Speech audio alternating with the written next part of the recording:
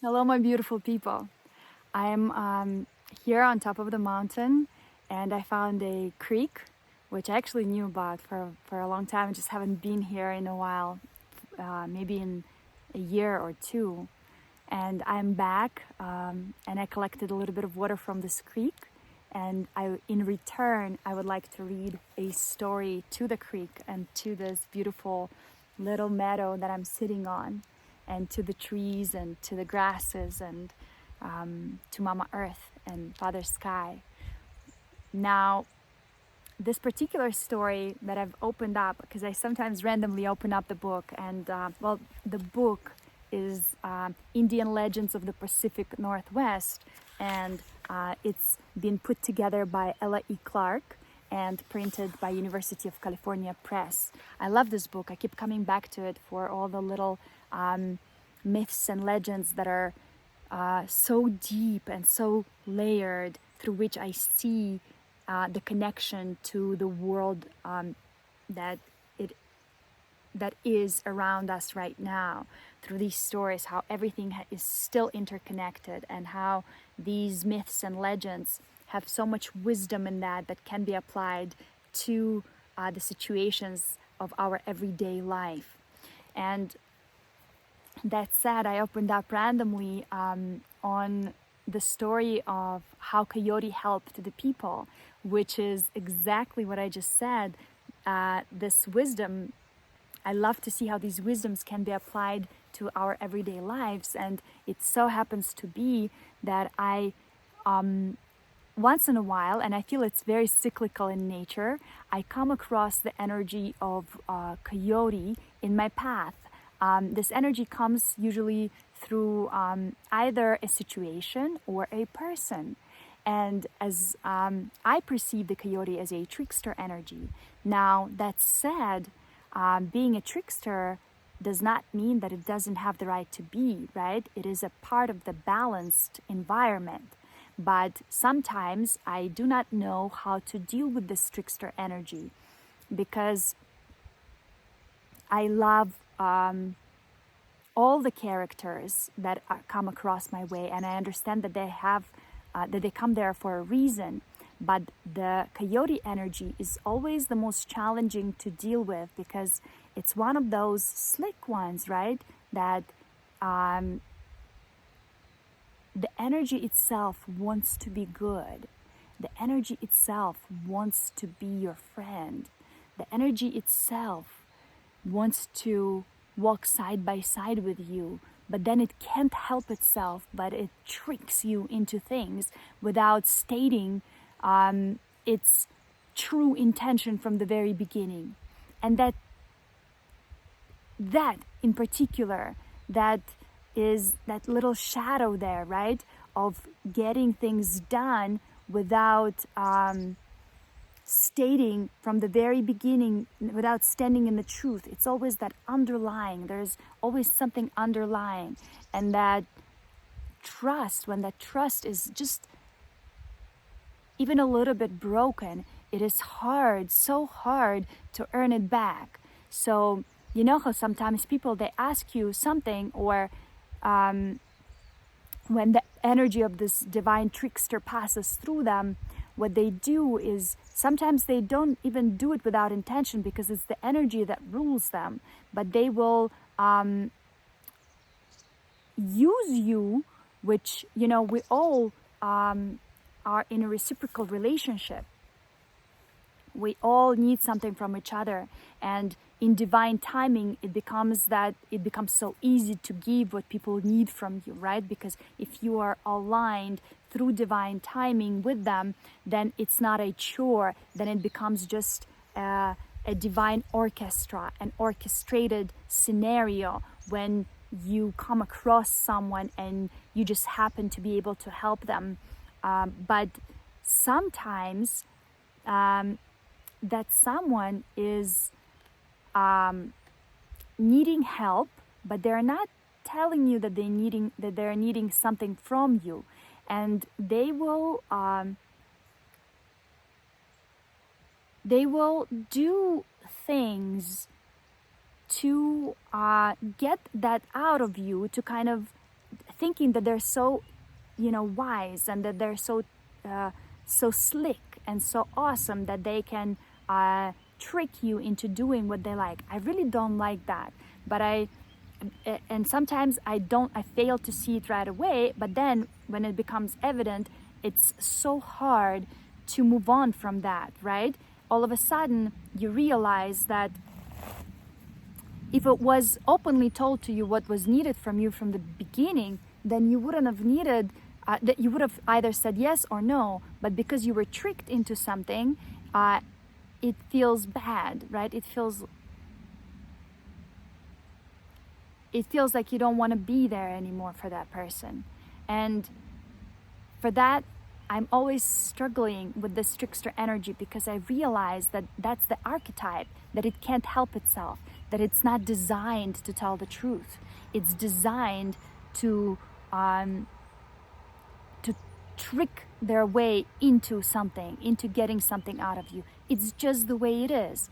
And I understand that it is always my task to accept that, to understand that that's just the way it is and it cannot be changed, and to either work with that energy or not work with that energy. But it never ceases to stir up emotion inside of me, to stir up thinking, to stir up these questions. Should I be helping this energy, or should I not be helping this energy, since this energy is not standing in its truth? But then I think, but no, this energy is actually being very authentic to itself by being a lying energy, right? So the story opening up on how Coyote helped the people might actually answer some of these questions. Let's see if it can. And I'm going to read it to all of us, you and I, right now, and the nature and the river and the creek, as a big thank you gift. How Coyote helped the people. This is a composite of many tales related by many tribes that once lived along the Columbia River and its tributaries. For the sake of a unified story, the author has taken the liberty of weaving together many traditions from several sources. No one tribe told about all these deeds of Coyote. The part about Lake Chelan and the waterfall was told by Billy Curlew, present titular chief of the Moses Columbia Band of Indians, to the forest supervisor at the agency of Nespelem, with Jack Wipe and as interpreter. Printed sources are named at the end of the composite story. I want to repeat this one sentence before I continue. And this one sentence is this, the first one. This is a composite of many tales related by many tribes that once lived along the Columbia River and its tributaries. And I want to pay attention to the word related and how it's used here. This is a composite of many tales related by many tribes. And I've noticed that once before, that this word related, it's meaning you're relaying, right? You're retelling a story. By retelling, you relate to one another through a story, through a shared story. Isn't that amazing that related means you share the same story and it's imprinted within your body, within your memory? Incredible, right? These two words turn out to be so intertwined and have these two different worlds that are actually one. Okay, I'm going to continue with the story itself. After Old One had made the earth and the ancient animal people, he sent Coyote among them because they were very ignorant and were having a hard time. Coyote was told to kill the evil beings who preyed upon them and to teach them the best way of doing things.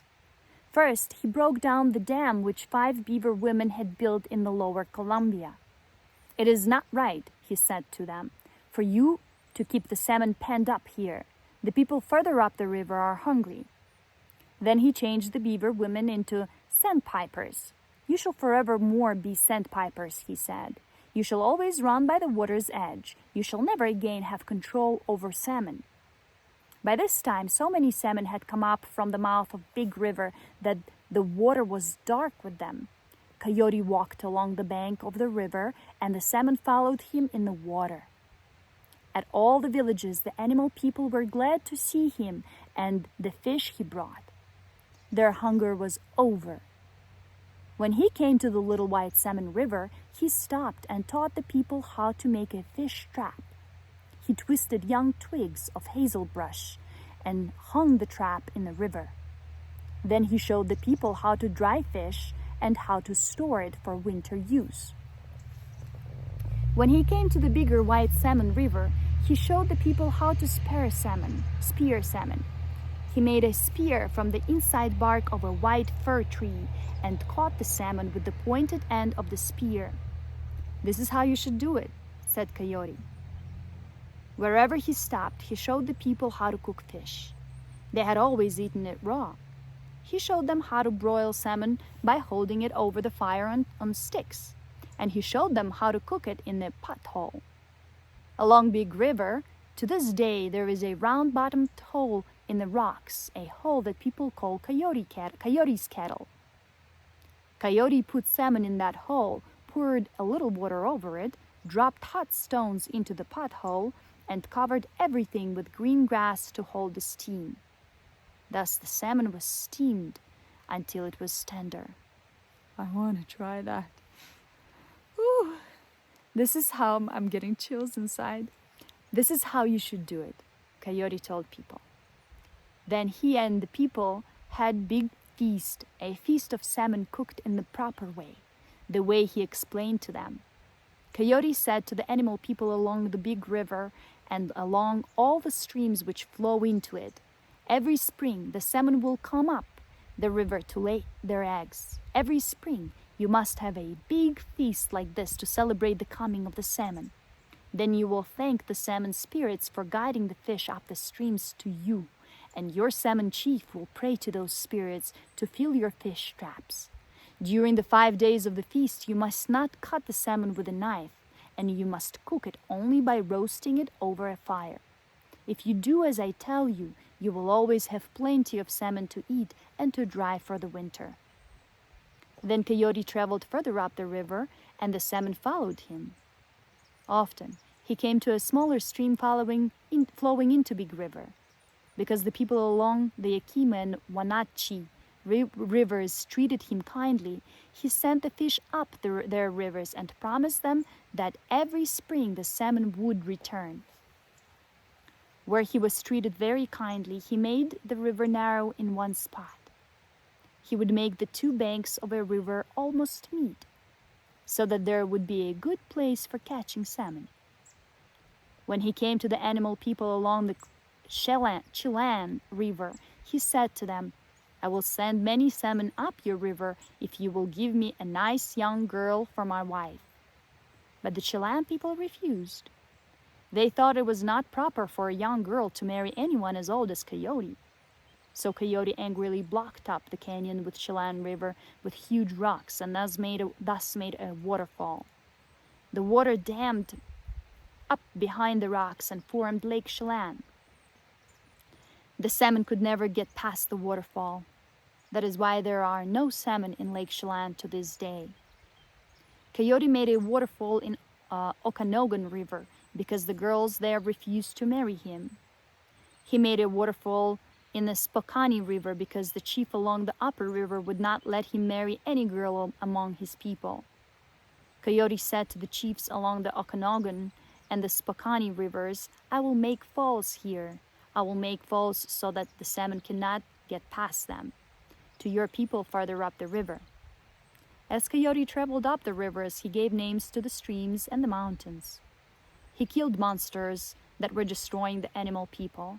He killed the ice people and defeated Blizzard so that the winters would not be so cold. He planted trees so that when the new people, the Indians, should come, they could burn wood and keep themselves warm. He planted huckleberries in the mountains. People must climb to get these berries, he said. It will not be good for them to get all food easily. They will become lazy. He planted strawberries and serviceberry bushes. He planted camas, cows, and other roots so that there would be all kinds of food for the new people. After the new people, the Indians came, he showed them how to make fire by twirling sticks between their hands.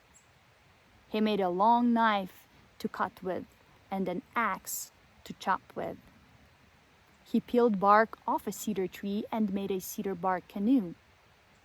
This is how you should do it, he said. He taught them how to make bows and arrows from young arrow wood and how to use the weapons. He made dip nets from maple and willow twigs and showed the Indians how to catch salmon with them. He taught them how to make fishing platforms near the falls of Big River and how to spear salmon from these platforms. He made a basket trap also for catching fish. Coyote taught the Indians that salmon must always be kept clean. If you do not keep them clean after you have caught them, Coyote said, they will be ashamed and not come up the river anymore. And you must never cook any more than you can eat. If you cook 3 salmon when you are able to eat only half of one, the salmon will be ashamed and will refuse to enter your river.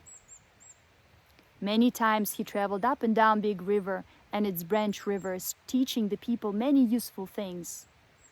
Almost everything the Indians knew, Coyote taught them. He did many good things, but he did many wicked things also. Some Indians say that when Coyote had done all the good things he could do, he was given a place in the sky. Other Indians say that he was punished for the bad things he had done. He climbed to the sky on a rope. He climbed all one summer and all one winter. Then he fell down for a long, long time. When he struck the ground, he was mashed flat. Lying there, he heard a voice say, "You shall always be a wanderer and shall forever howl and cry for your sins." That is why coyotes howl and cry at night. That is why they wander hungry and friendless over the earth. Fascinating. That is such an interesting outlook on it that I did not know. That this trickster energy is bringing so much wealth of information here too. Something to think about, huh? All right, dear friends, I must go now, and I will be reading more stories soon and checking in with you shortly. I love you. Have a beautiful day. Bye.